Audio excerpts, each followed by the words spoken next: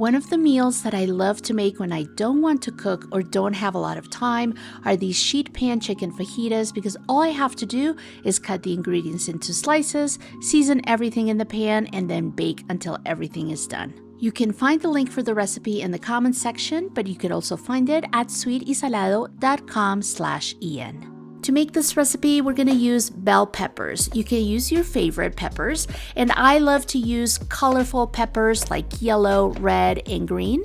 And we're going to cut them into slices, and you can make them as thick or as thin as you want. We're also going to add onion. I'm using white, you can use yellow, and we're also going to cut it into thick slices.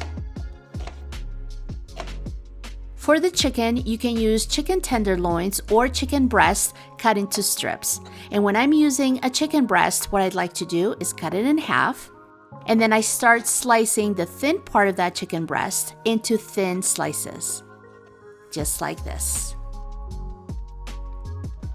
Then I take the thick part of that chicken breast and then slice it in half to make it thinner.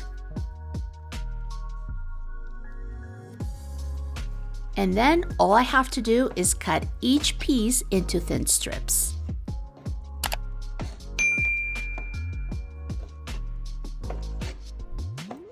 Once the onion and the peppers are cut into slices and the chicken is cut into thin strips, we're going to place everything on a baking sheet that is covered with either aluminum foil or parchment paper.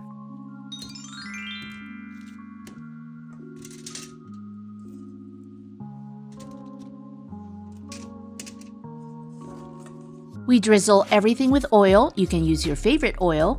And we're gonna add that delicious fajita seasoning, and I like to make mine with paprika, chili powder, cumin, oregano, garlic powder, onion powder, a tiny bit of cayenne pepper, and salt and pepper. And using our hands because it's easier, we're just gonna toss everything in that oil and seasonings to make sure that everything's well coated.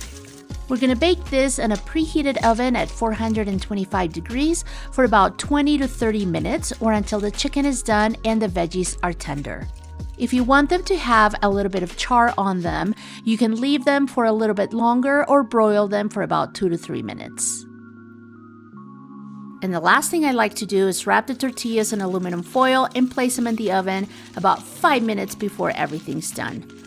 And after the fajitas are done and right before serving, I like to squeeze some lime juice over the fajitas, and I also like to sprinkle them with a little bit of cilantro.